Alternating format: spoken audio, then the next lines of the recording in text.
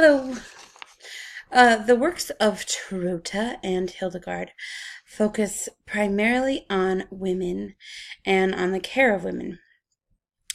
They both emphasize the role of religion in determining the everyday care of women, which I found interesting. They both link the nature of the female body back to the fall of Eve and Adam and explain normal functions of the body through that event. This, especially where a woman's reproductive health and function was concerned.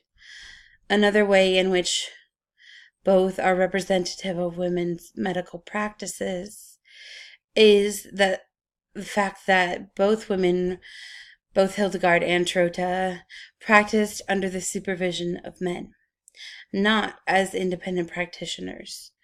Berger explains in her introduction to the Trotula that many scholars believed that 2/3 of the Trotula were written by men, and that the remaining third was supposed to have been written by a woman, but certainly with male influence. Additionally, because of Hildegard's position as abbess, her medical practice was under the clerical supervision of the church. These were not common women. They were not the village midwives or folk healers. They were women of privilege. Trota's actual existence is even up for debate. As such, their experiences and approaches would have been different than most female practitioners. Two things that set these works apart are the fact that they focus on women as opposed to women's health occupying only a small portion of the overall works. The other is that they were preserved.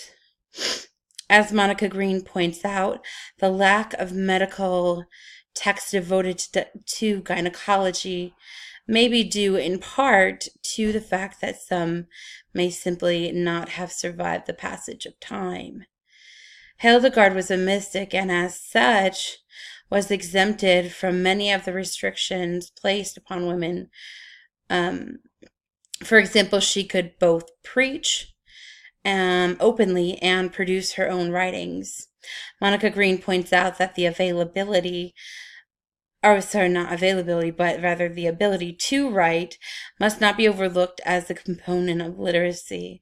Both Hildegard and Trota not only left written works behind, but their works also contained more detail than some medical texts of their times. Also, Green points out that it was unusual for medieval women to own medical texts. Clearly, both Hildegard and Trota had access to and had studied medical texts.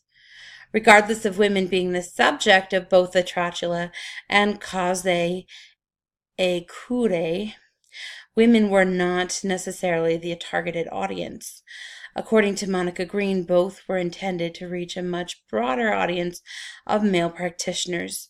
Most medical texts on women's health were only intended for a direct female audience when discussing cosmetics.